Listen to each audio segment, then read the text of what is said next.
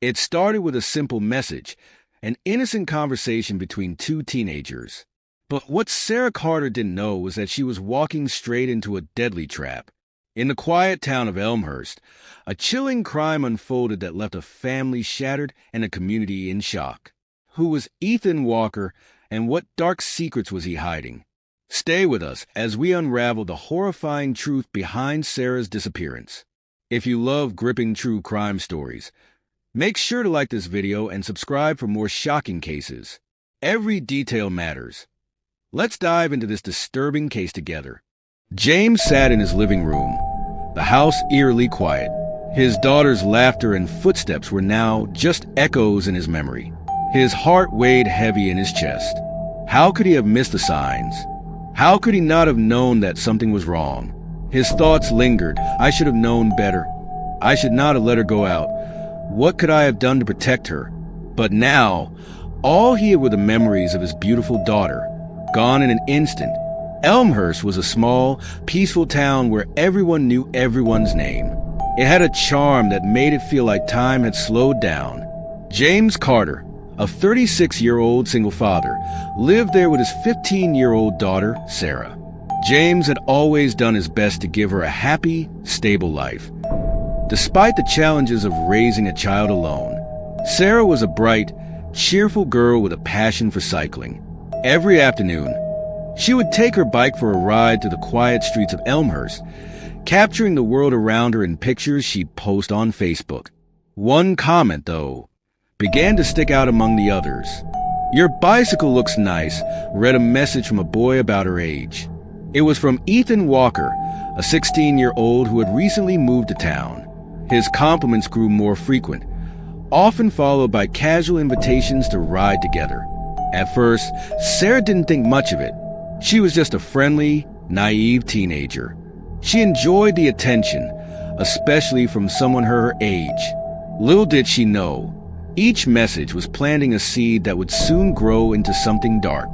As the days went by, Ethan's comments became more personal. "Are you free sometime?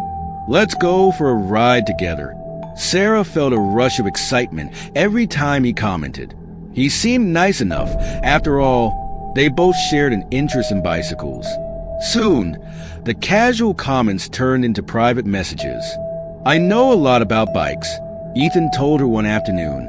"If you ever have any problems, just let me know, and I can help you fix it.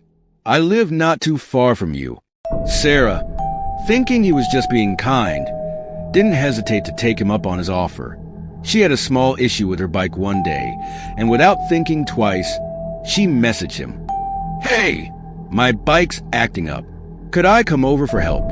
Ethan quickly replied with his address, just a few blocks away. It seemed harmless, just a chance to get her bike fixed by someone who knew what they were doing. But deep down, something in the air seemed off, as if fate itself was already beginning to steer Sarah down a dangerous path. That afternoon, Sarah told her father she was going to visit friends down the street, like she often did. James smiled and reminded her, as he always did, that she needed to be home by 7 p.m. "Don't forget, Sarah. I want you home by then, okay?" he said, his voice warm but firm. She nodded, reassuring him that she would be home in time. As she pedaled off on her bike, James turned back to his evening routine, not knowing that this would be the last night he would see his daughter alive. As the sun set, he glanced at the clock. 7:15 p.m. passed. Then 7:30. A wave of unease began to creep over him. Maybe she was having fun, maybe lost track of time, but something felt wrong. Sarah always kept her word. By 8 p.m., James couldn't shake the worry. He grabbed his jacket, stepped outside, and began searching for her. He had no idea just how much his life was about to change. James paced the quiet streets of Elmhurst, his heart pounding in his chest. It was getting late, and Sarah was nowhere to be found. He knocked on a few neighbors' doors, asking if they had seen her. No one had. Panic crept in like an uninvited guest. He tried calling her phone, but there was no answer. By now, James knew something was terribly wrong. His thoughts raced. Had she fallen off her bike? Was she hurt? The thought that someone might have taken her never crossed his mind, but the longer she was gone, the more impossible it seemed that this was just a simple delay. By 9 p.m., James had no choice but to call the police. He couldn't believe it. His little girl, his bright and kind-hearted Sarah, was missing. The officer on the phone reassured him that they would begin searching immediately, but James could hear the underlying doubt in their voices. After all, it was a small town. Things like this didn't happen here. But to James, this felt like a nightmare. The police arrived quickly, canvassing the neighborhood and asking around. James tried to stay calm, but the fear was overwhelming. His mind raced, wondering where she could be. In the midst of all the chaos, one of the officers suggested they take a look at Sarah's social media accounts. It's possible she might have posted something, or there might be clues in her messages, the officer said. James, still in a daze, nodded. His daughter had been active on Facebook, posting pictures of her bike rides and occasionally chatting with friends. It didn't take long for the police to track down her messages. They found the conversation with Ethan. "Hey, I need help with my bike. Can I come over?" Sarah had texted him just before she disappeared. Ethan had quickly responded, giving her his address and saying he'd be happy to help. The officer looked up from the screen. This could be a lead, they said, as the unease in James' gut deepened. The police wasted no time and drove to Ethan's house, just a few blocks from where Sarah lived. James sat in the back of the car, his mind reeling with the thoughts of what might be happening. They knocked on the door, and Ethan greeted them with a calm demeanor. "Is Sarah here?" one of the officers asked, showing him a photo.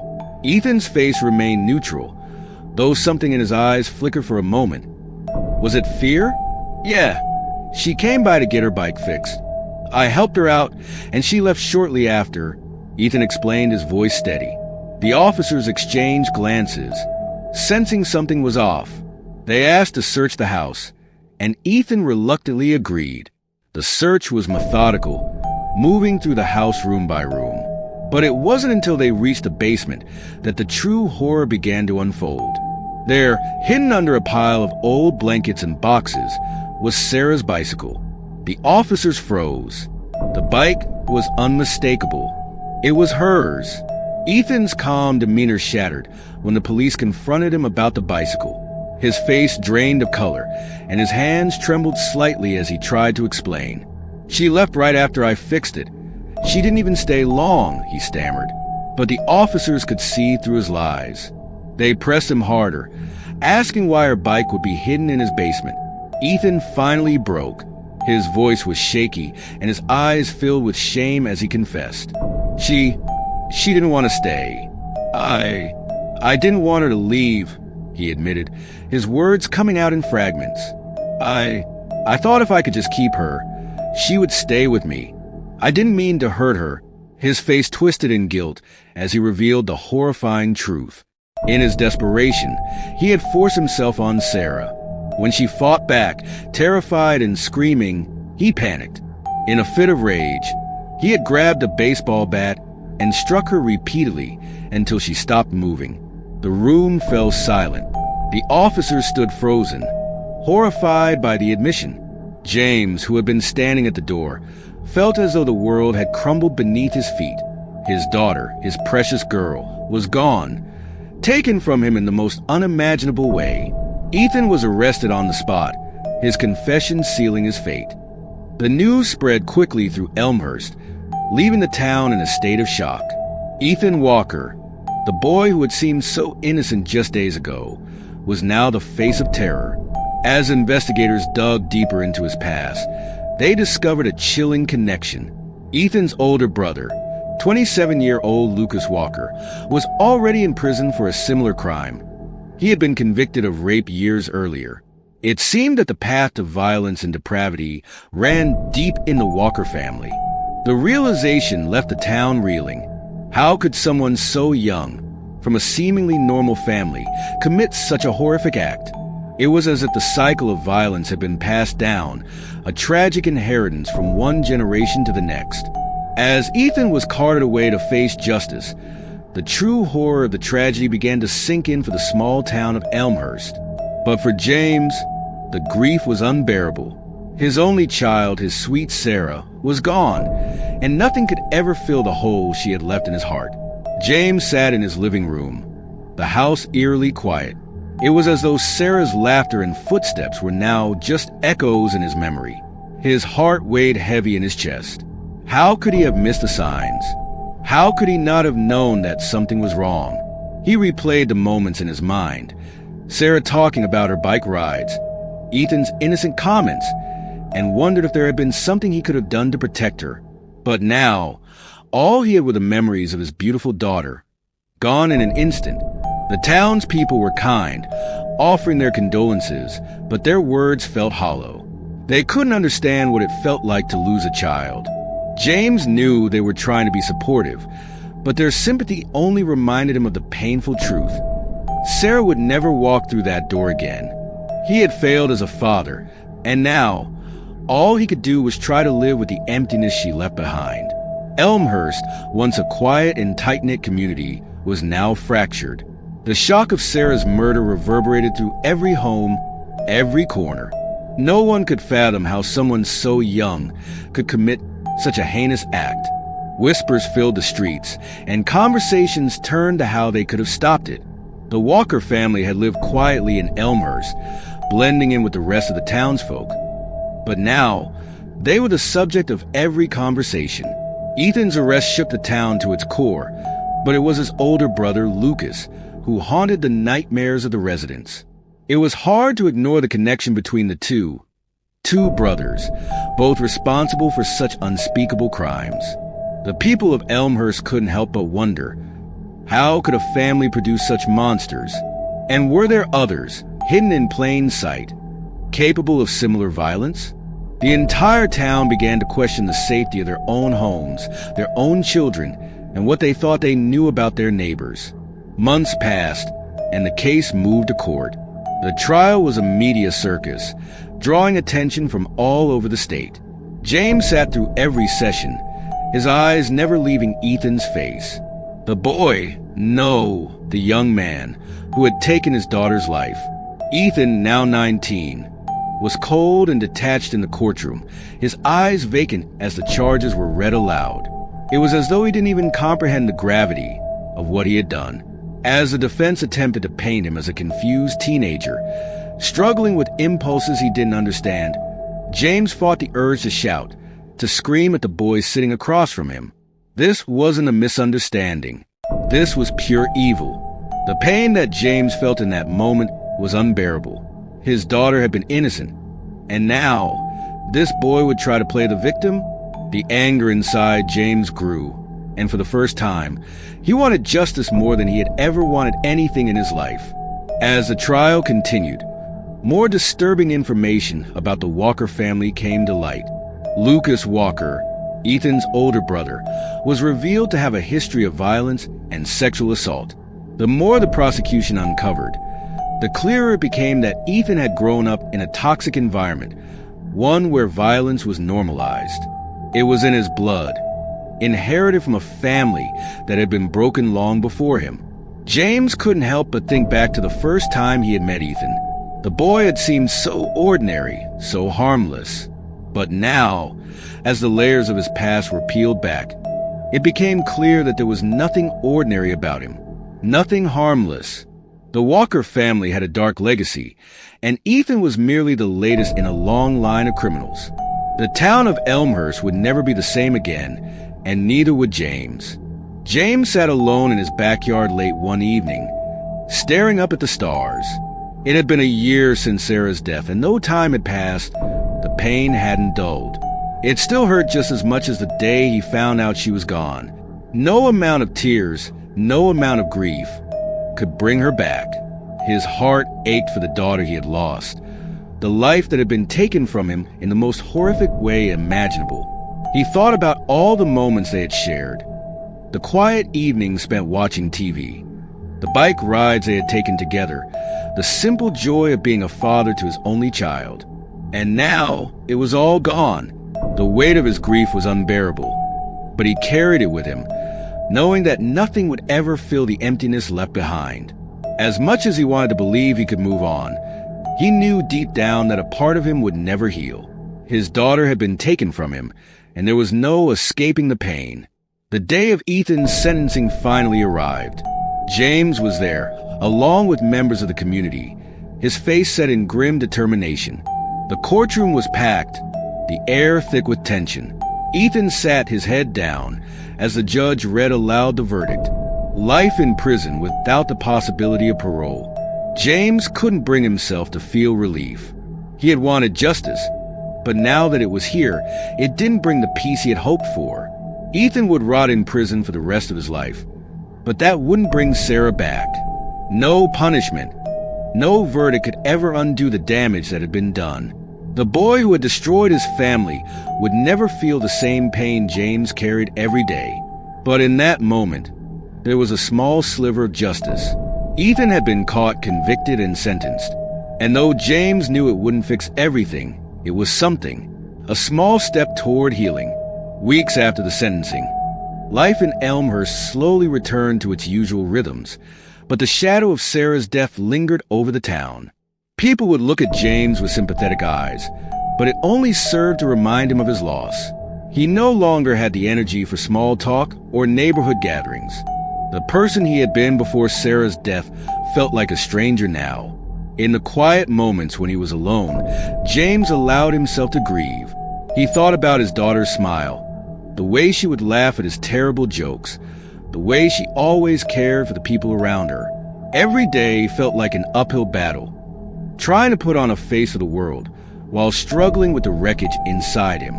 Sometimes he felt like he was drowning and the surface seemed so far away. But in those rare moments of stillness, he held on to one truth. He had to keep going. For Sarah. She had been stolen from him, and there was no bringing her back. But he could live on in her memory. That was the only thing left he could do. As the months dragged on, James found that his relationships with friends and family were beginning to strain. People meant well, of course, but their sympathy didn't heal the wound. His closest friends didn't know how to support him anymore. They hesitated to bring up Sarah, unsure if it would upset him. But the silence between them was worse. His ex-wife, who had lived out of state, occasionally called to check on him, but the calls always felt awkward. They hadn't been together for years, but Sarah's death had resurrected old wounds. The grief they shared for their daughter was immense, yet neither of them knew how to navigate it together. They could barely even talk about her without breaking down. James grew used to being alone with his thoughts. He no longer sought solace in others, and in his solitude, he began to make an unsettling discovery about himself. The rage that he'd felt in the courtroom, the frustration and helplessness, it hadn't gone away. It simmered beneath the surface, and he wasn't sure how to control it. For the first time in his life, he understood what it was like to be consumed by anger. The trial and subsequent sentencing had shaken the town of Elmhurst to its core, but as time passed, the people began to question the justice of it all. There were whispers about the Walker family's history, about how the brothers had been products of a broken home. Some believed that Ethan's crime was an act of pure evil, while others argued that he was simply a victim of his environment. The town seemed divided, with some residents standing by Ethan's side, claiming he deserved a second chance, while others couldn't forgive the brutality of what he had done. The debates grew heated at town meetings, where residents vented their frustrations and fears. But one thing remained clear. There would be no returning to the way things had been. Elmhurst was no longer the peaceful, sleepy town it once was. James kept to himself. He didn't want to be part of the debates. What was the point? His daughter was gone, and no amount of opinions or words could ever change that. The divide in the town only added to the sense of isolation that had consumed him. As the investigation into Ethan continued, a dark and horrifying truth came to light about the Walker brothers. Lucas, the older brother who had been imprisoned for rape years earlier, had played a significant role in shaping Ethan's views on women and relationships. He had introduced Ethan to a world of crime and manipulation, teaching him that power over others was the ultimate form of control. It wasn't long before investigators uncovered a disturbing pattern of behavior in the Walker family. Their home had been a place of violence and coercion, with Lucas often serving as the catalyst for his younger brother's twisted beliefs. Ethan had been raised in an environment where cruelty was normalized and love was distorted into something unhealthy and toxic. James couldn't stop thinking about this revelation. It wasn't just Ethan who was responsible. Lucas had poisoned his mind, had twisted his perceptions until he was capable of the unspeakable. The realization left James with a bitter taste in his mouth. It wasn't just one boy. This violence had been bred into him, and it had been allowed to grow unchecked. James knew there would always be questions that would remain unanswered. Why had Sarah gone to Ethan's house in the first place? Was there any way he could have known that his daughter was in danger? He replayed the events over and over in his head, trying to find a mistake, a moment he had missed. But the truth was, there had been no warning. Sarah had been a typical teenager, naive, trusting, and innocent. The messages on Facebook had seemed harmless, and Ethan had been a familiar face in the town. She had never once suspected that the boy who admired her bicycle would become her worst nightmare. As the days turned into months, James came to accept that there would be no answers to his questions. No matter how much he searched for them, they would never bring Sarah back.